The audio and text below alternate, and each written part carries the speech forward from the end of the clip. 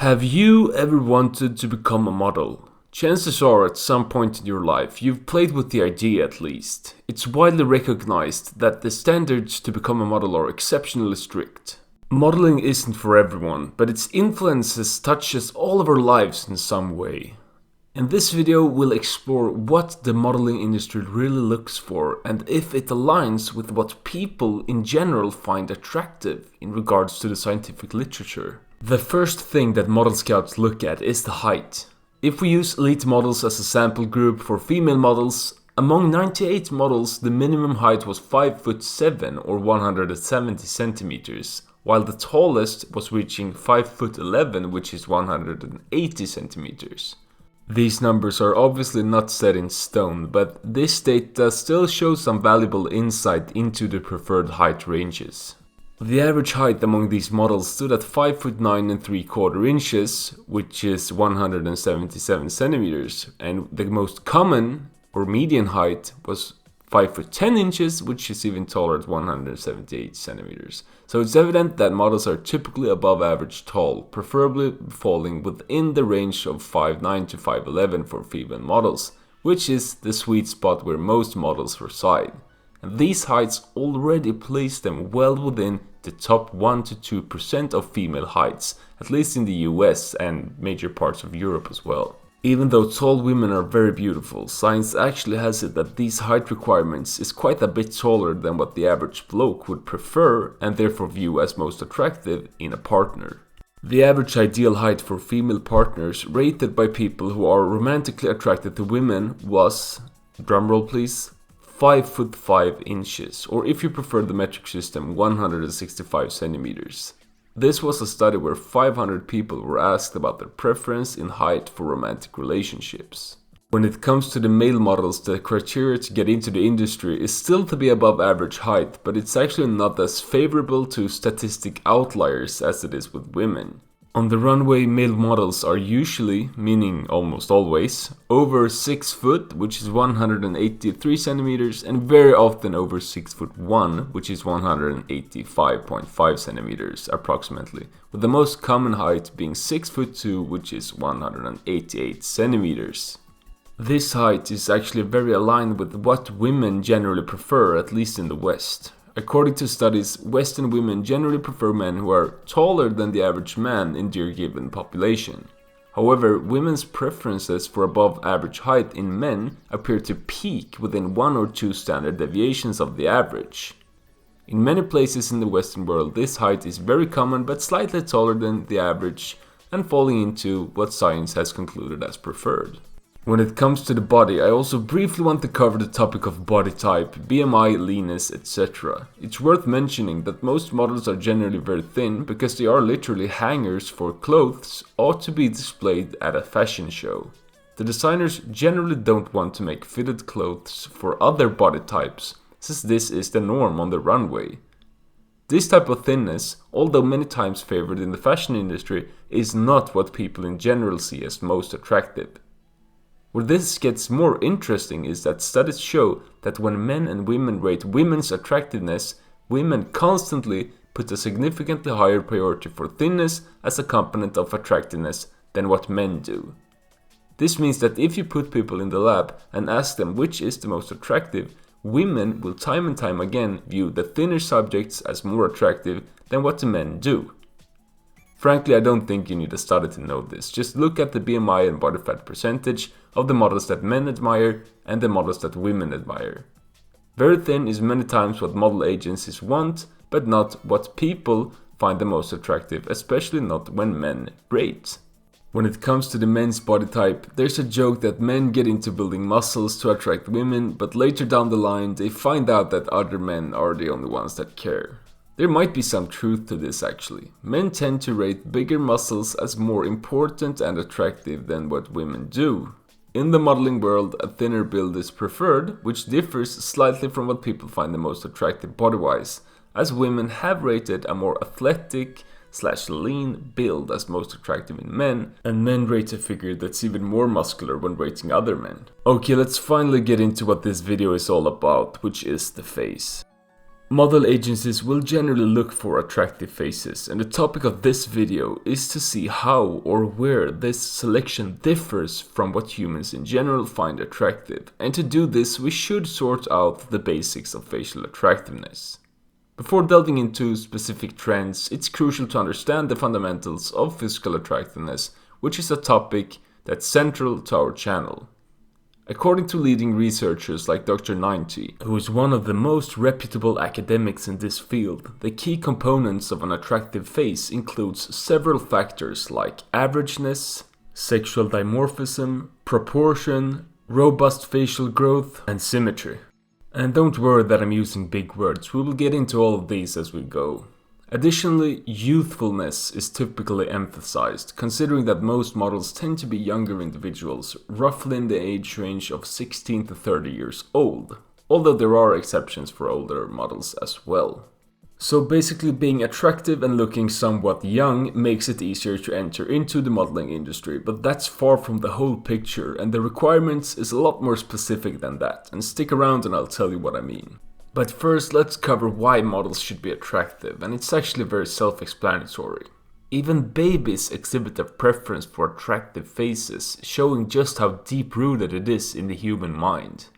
When considering which face best represents a brand, or which one a customer would be more inclined to purchase from, the consensus often gravitates towards the more attractive image. And as a model, your main goal is to represent, market, and sell a product, so it all makes sense. So let's delve into the first facial characteristic, which is averageness. If the face is too average, or with another more difficult word, coinophilic, it could be harder to make it in modeling, as you generally want to have a look that stands out. This is something that I've been seeing a lot for the last couple of years in modeling. Features that make you stand out increase your chance of making it. This does not necessarily translate to being more attractive to the average person. That is because, quite interestingly, considering that having an average face, not in terms of attractiveness but in terms of features, is something that the scientific literature has shown is a very positive indicator of attractiveness. However, when it comes to modeling, agencies time and time again pick models that have features that differ from the average. Being striking and standing out is much more common for models than having a face that's high ranking in averageness. However, it is also important to say that the prettiest faces usually have one or two distinct traits, meaning that this preference for average faces among regular people is not absolute. So a more accurate description would be that most aspiring models can still be high in averageness, but they have a much higher chance to make it if they also have one or two features that stands out. Another thing with averageness is that average faces are generally more symmetrical, and symmetry is another attractive trait. One study showed that both of these traits led to higher attractiveness rankings independently of each other. Models tend to have very symmetrical faces, so even though models does not always have faces high in averageness, which is linked to symmetry, they tend to have faces high in symmetry. But symmetrical faces are quite rare, and people in general, as well as many models, do not have perfectly symmetrical faces. But the conclusion is that both the modeling agencies as well as people in general will prefer symmetry. The more symmetrical the face, the better. As I said previously, contemporary models often exhibit distinct facial characteristics, but there are also other specific trends in the industry that change over time. For example, nowadays we have trends leaning towards facial leanness, which I will cover soon, and we also have the trend of androgyny, which I will cover now. The rise of androgynous models reflects a shifting aesthetic preference towards softer, less sexually dimorphic features, appealing especially to younger demographics. This trend is evident in the fashion industry today and has been for some time now. For example, the spring 2023 ready-to-wear lines underscore a significant emphasis on facial and bodily androgyny, particularly evident in both men's and women's looks. However, men with more female body types is still a no-go. Female models are often characterized by masculinized bone structures, especially around the jaw complex, along with more imposing eyebrows set at the lower position, an aesthetic exemplified by figures like Cara Delevingne. These traits are also seen in Vogue's prediction for the biggest breakout models of the fall of 2024, with models like Sara Caballero and Aigil Akul that has these prominent jaws and hollow cheeks that the modeling industry favor. This preference for more masculine-looking women in the modeling industry is not necessarily reciprocated in what's considered the most attractive in the real world. That is because there is considerable evidence that feminine female faces is what's considered the most attractive. So what makes a feminine female face? I consulted research by Michael Cunningham. In his 1986 work titled Measuring the Physical in Physical Attractiveness, Cunningham's experiments sought to establish causal relationships between specific facial features and attractiveness scores, particularly focusing on women. Among the key findings were the associations between neotenous, or youthful if you will, features such as large eyes, small noses and large foreheads, and female attractiveness.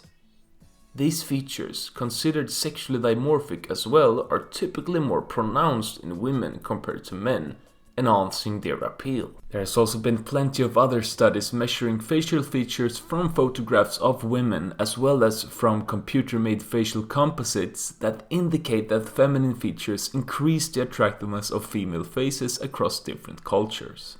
Some hypothesize that female faces showing signs of high estrogen levels indicate fertility and health, which could be an explanation for this preference. Also, mature features like wide cheekbones were also linked to feminine beauty. These are not strictly female traits, but they still make female faces more attractive. So the research indicates a connection between mature features and attractiveness, suggesting that there's a nuanced interplay between neotenous and mature characteristics when determining the attractiveness of a face, especially for women. Cunningham's study also shows how some other facial traits that is preferred than modeling might not be rated as the most attractive by the average person. For example, the study showed that a smaller chin was positively correlated with attractiveness, but a larger chin and jaw is a very common trait for the average female and male model. However, the study did not look at jaw but at chin specifically, which can make this skewed since a larger jaw in general goes with a larger chin, but in the study the chin might have been larger in comparison to the jaw, reducing the score of attractiveness, if that makes sense. So in summary, female faces in modeling are generally more masculine than what the ideal female face would be in the real world, at least if you look at the scientific literature. Male models are on the other hand nowadays more commonly seen with features that are considered neotenous, androgynous or more feminine, like big lips and even rounder eyes. However, there is still a very strong favor for typically sexually dimorphic masculine faces for male models, with a strong jawline and chin area being pretty much mandatory, as well as good craniofacial development and preferably strong cheekbones. The more feminine features could be viewed as factors of uniqueness to the face, since, as previously mentioned, models nowadays are often striking or unique. This is still the norm, but there are less David Gandy or John Cortogena types of models breaking into the industry and more male models that stand out in different ways and look more androgynous.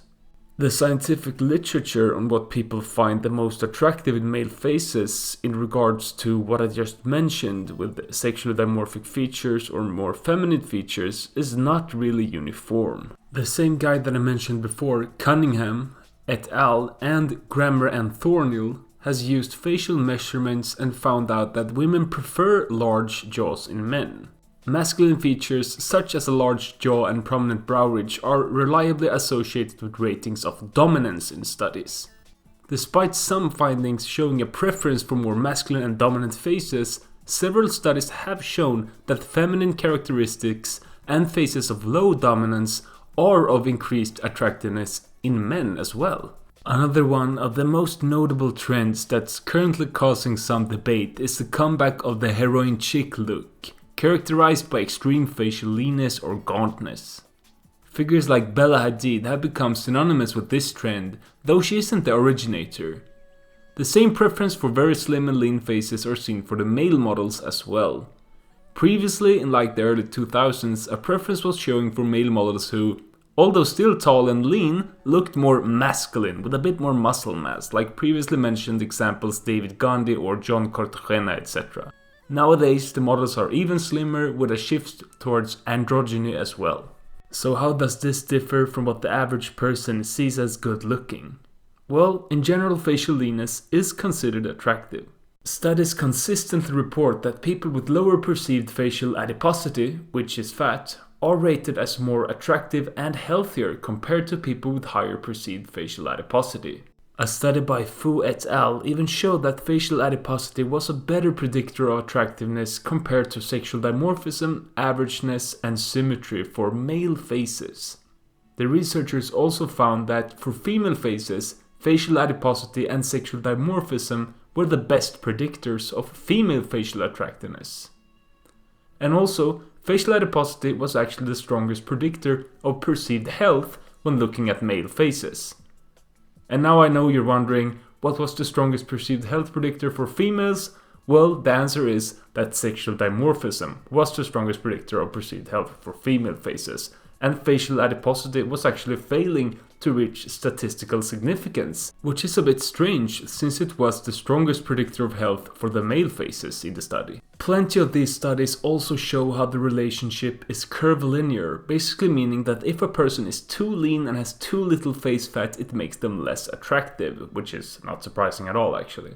One study showed how female faces with a BMI of around 19.885 were rated as the most attractive. If we compare that to the BMI of supermodels, this is usually around 16.5 to 17.5, showing that there is a gap between what people generally find attractive and what is expected of models. When we look at the male models, they had on average a mean BMI of 18.54. The BMI values for 80 male models were in the underweight category, whereas a BMI of 22.46 were found to be the most healthy looking and attractive. Basically, male and female models have less facial fat than what's considered ideal for attractiveness. To find out why this is the case, we can go back to the mentioned research by Michael Cunningham, the one from 1986 titled Measuring the Physical in Physical Attractiveness.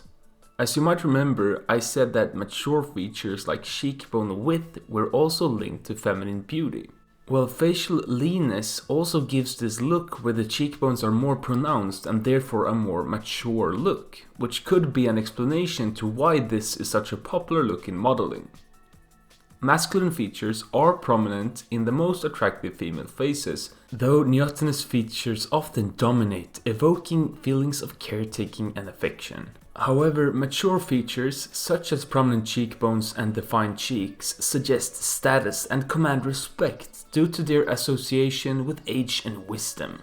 According to research by Weisfeld, Block and Ivers back in 1984, attractive women are often rated high in leadership and dominance characteristics.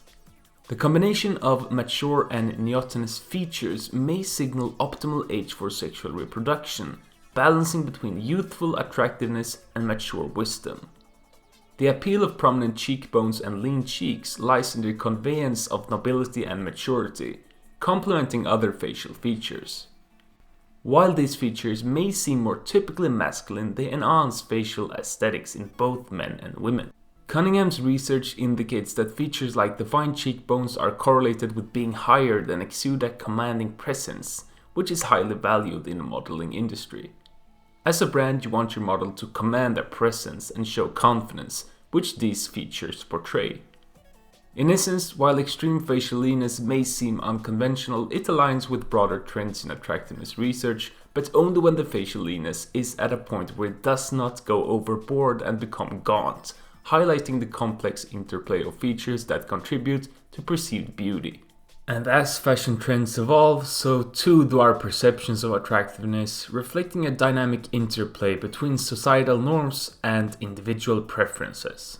And lastly, I want to cover the topic of skin. For aspiring models, capturing digitals with minimal to no makeup is a non-negotiable requirement.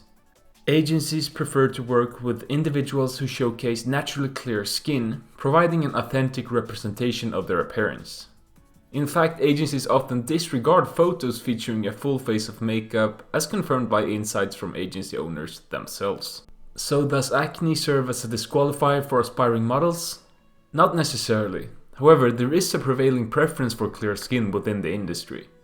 Clear skin offers a seamless canvas for makeup artists, hairstylists, and other professionals on set. So the trend leans towards clear, blemish-free skin as the desired standard for aspiring models.